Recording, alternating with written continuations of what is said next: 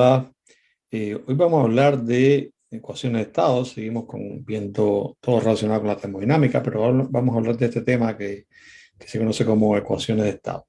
Bueno, pues, primero veamos qué es lo que entendemos por variables de estado. O sea, vamos a suponer que tenemos un determinado sistema, un sistema termodinámico, y de alguna manera podemos cambiar ciertas cantidades físicas, ciertas magnitudes, como por ejemplo la temperatura, el volumen y demás. Pero si uno se da cuenta, estas magnitudes no, digamos, no tienen o no las podemos medir en una determinada región, sino que caracterizan a todo el sistema. Por ejemplo, el volumen es uno solo, el volumen de todo el sistema.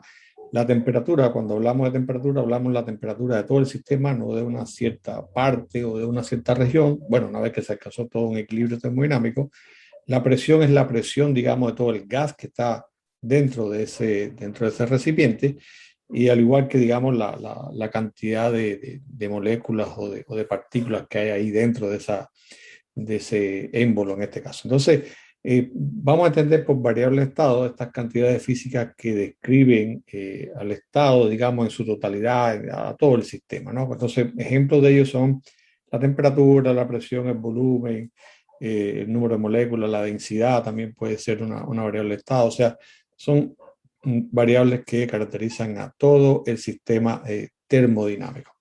Entonces, ¿qué es lo que entendemos por ecuación de estado, no? Bueno, ecuación de estado entonces va a ser una suerte de ecuación y que no necesariamente una ecuación, sino puede ser un gráfico o una relación entre dos o más variables de estado, ¿no? O sea que estén de alguna manera relacionadas entre sí, yo cambio una y eso tiene un efecto en la otra variable, y así, o si cambio una puede tener efecto en más variables y cosas por ese estilo. O sea, es una ecuación que describe cómo cambian esas variables de estado en función, digamos, de determinados cambios que puedan ocurrir y demás. ¿Ok? Entonces, un ejemplo de ello, que ya lo estudiamos, un ejemplo bien sencillo es lo que estudiamos de la dilatación térmica, ¿no? En este caso tenemos que el volumen de ese sistema cambia ante cambios de la temperatura. O sea, si aumenta la temperatura, generalmente aumenta el volumen del sistema, ¿no? Entonces ahí estamos relacionando dos variables termodinámicas, el volumen y la temperatura. Y bueno, los otros son constantes, ¿no? Entonces, eso es un ejemplo de una ecuación de estado. Pero veamos una ecuación de estado que es un poquito más general y que es como, digamos, la más importante, la que más se estudia relacionada con este tipo de ecuaciones de estado, que es la ecuación de estado del gas ideal, ¿no? Y vamos a entender por un gas ideal un cierto modelo, digamos, ideal, por supuesto, que en esencia lo que hace es despreciar las interacciones entre las moléculas del gas y es prácticamente como que no interactúan entre sí. Y este es un modelo que experimentalmente está comprobado que funciona mejor a bajas presiones, a temperaturas un poco altas y que bajo ciertas condiciones funciona bastante bien. Se le pueden hacer algunas otras correcciones que veremos en otros momentos, ¿no?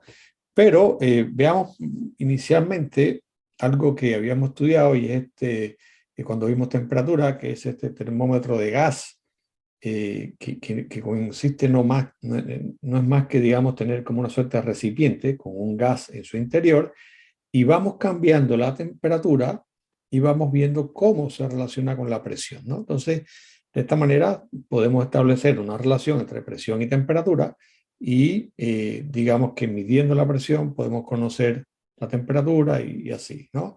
Entonces, ¿qué se encontró o qué se encontró experimentalmente, ¿no? Lo que se encontró es que la temperatura o la presión depende linealmente de la temperatura. O sea que aumentado la temperatura, aumenta la presión. O sea, si nosotros mantenemos constante, aquí estamos manteniendo constante el volumen, digamos, ¿no? Y el número de partículas que están dentro del número de moléculas de gas que están dentro del recipiente, eso lo mantenemos constante, y vamos cambiando temperatura, entonces la presión cambia, cambia de manera lineal. Aumenta la temperatura, aumenta presión, disminuye temperatura, disminuye presión. Y esto es una línea recta. Bueno, en el gráfico hay, digamos, tres líneas porque serían tres gases diferentes o tres condiciones diferentes o tres cantidades diferentes de gas y cosas por ese estilo. Bueno, recuerden que estas líneas, si nosotros extrapolamos, todas van a dar al cero absoluto, o sea, la temperatura está de menos 273,15 grados Celsius, que es el cero en la escala Kelvin, ¿no? Entonces, aquí encontramos ya una primera relación que nos dice que la presión es directamente proporcional a la temperatura para un cierto gas. O sea, aquí estamos teniendo, no sabemos las demás variables, ahora veremos, pero si mantenemos volumen constante y el número de partículas constante, la presión y la temperatura son directamente proporcionales. ¿Ok? Entonces, y por otro lado, ya tenemos una relación. Ahora veremos qué pasa si yo ahora tengo, digamos, y mantengo la temperatura constante. Aquí voy a mantener la temperatura constante y voy a aumentar la presión, que es lo que pasa con las otras variables termodinámicas. Si mantengo la temperatura constante y mantengo además también el número de partículas que hay en el sistema constante, entonces lo que voy a ver es que si aumento la presión, bueno, el volumen va a disminuir. Un poco está representado de esa manera. Esto es una ley que descubierta, digamos, por los químicos Robert Boyle y Edmé Mariotte en el siglo XVII, y que sencillamente lo que nos está diciendo es eso, que cómo se relaciona la presión y el volumen a temperatura constante. Entonces, digamos, de la imagen que tenemos ahí, se ve que si yo aumento la presión, que no es más que aumentar la fuerza, recuerden que presión es fuerza por unidad de área, entonces yo puedo ver que si aumento esta fuerza, bueno, voy a aumentar la presión si mantengo el área constante. Y eso nos lleva a que, por supuesto, el volumen va a disminuir. Y se encontró que esa era una relación, digamos, que la presión dependía, o sea, la presión es inversamente proporcional al volumen, ¿no? O sea, aumento la presión, disminuye el volumen, y si disminuye la presión, bueno, esto en las dos vías es igual, o sea, si disminuyo por alguna razón, disminuyo el volumen, va a aumentar la presión y si aumento el volumen disminuye la presión. O sea, son inversamente proporcionales. Entonces esto era un poco lo que nos estamos encontrando, que la presión es inversamente proporcional al volumen. Ya teníamos que la presión es directamente proporcional a la temperatura. Entonces, hemos visto ya dos relaciones que todavía no están completas, pero tenemos dos relaciones ya entre estas variables termodinámicas, ¿no? Y entonces ahora vamos a partir de esta animación que tiene el FET aquí, vamos a hablar sobre algo que es un poco lógico, es bastante digamos, lógico de entender que si tenemos un cierto recipiente con una cierta cantidad de moléculas ahí, que puede ser un gas de cualquier tipo, y yo comienzo a inyectar más moléculas al sistema, de alguna manera puedo aumentar, entonces es lógico, como estamos viendo, que la presión del sistema va a aumentar. Aquí estoy manteniendo la temperatura constante, ¿no? Si mantengo la temperatura constante y aumento el número de moléculas que están dentro de su sistema, la presión va a aumentar. ¿Ok? Entonces hemos encontrado también ahora ya otra relación para un gas que relaciona la presión con el número de partículas, el número de moléculas que hay en el sistema. Y entonces esto lo podemos resumir de esta manera, o sea, la presión directamente proporcional a la temperatura para un gas de este tipo, de un gas ideal. La presión es inversamente proporcional al volumen y la presión es directamente proporcional al número de moléculas que están en el sistema.